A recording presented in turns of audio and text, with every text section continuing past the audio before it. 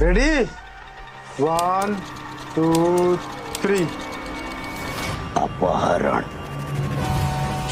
आके भूतिया जगह में भेज देले बा। भाग ससुर। तो नमस्ते भाई लोग, स्वागत बता रहा लोग के हमारे यूट्यूब चैनल RS फिल्मिक पर, जहाँ पे आज बात होके वाला बाटे बकलोल मूवी के बारे में, जो उनकी एगो भोजपुरी मूवी हिया और ये मूवी कॉमेडी और ड्रामा जॉनर के ये मूवी होके वाली बिया।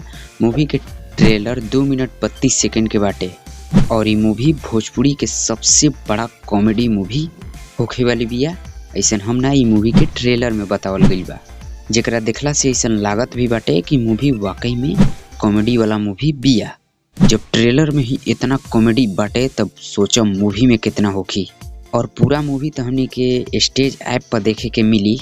पता ना अगर ये स्टेज ऐप पर जितना भी भोजपुरी मूवी आवत रही से ओकर सबके स्टोरी और कॉन्सेप्ट बहुत ही बढ़िया बढ़िया रहताटे। और जैसे कि तू लोग देख ले लोग, अभी हाल फिलहाल में आई रहे डॉक्टर झोला छाप मूवी, जेकर कॉन्सेप्ट और स्टोरी बहुत ही तगड़ा रहे और ओकर भी रिव्यू वाला वीडियो हम बना देले बनी, लिंक डिस्क्रिप्शन में दे दे, हम जाके जरूर देखिए लोग। तो अब थोड़ा सा बकलोल मूवी के बारे में भी बात कर लिया हो।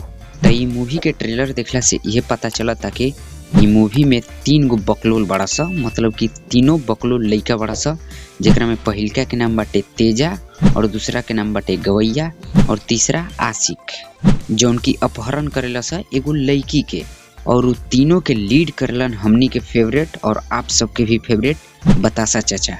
और ये तीनों बकलोल तो एक गो लड़की के किडनैप कैले रहला सा, लेकिन मूवी के ट्रेलर में ऐसा देखला से लगला कि ये मूवी में 2 गुना 3 गो लड़की की किडनैपिंग हो गई रहेला।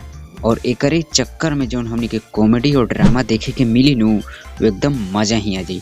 ट्रेलर से तो बतासा चाचा के अलावा सब एकदम नया नया एक्टर लागत रहन लोग, और ट्रेलर में एक्टिंग तो बहुत ही बढ़िया करत हमनी के नजर आवत रहन लोग। और यूपी बिहार के एकदम शुद्ध भोजपुरी डायलॉग के साथ, मतलब कि जौन एक्टर बरन लोग एकदम फुल्ली देहाती एक्टर लागत रहन लोग। हम जब ये मूवी के ट्रेलर देखनी तो बहुत ही हमारा ट्रेलर अच्छा लग रहा था, तो सोचनी कि एगो रिव्यू वीडियो बना दी। बाकी तू लोग अभी तक की मूवी के ट्रेलर देखला लो कि ना, कमेंट में बताइए लोग। अगर नहीं देख ले तो जाके जरूर देखिए लोग, कैसे कि बहुत ही बढ़िया मूवी के ट्रेलर बाटे। और मूवी के एक बार जरूर ट्राई करिए लोग स्टेज ऐप डाउनलोड करके। और ऐसे रिव्यू वाला वीडियो भोजपुरी लैंग्वेज में देखे खातिर हमारे चैनल के सब्सक्राइब कर लिया। मिलता नहीं नेक्स्ट वीडियो में।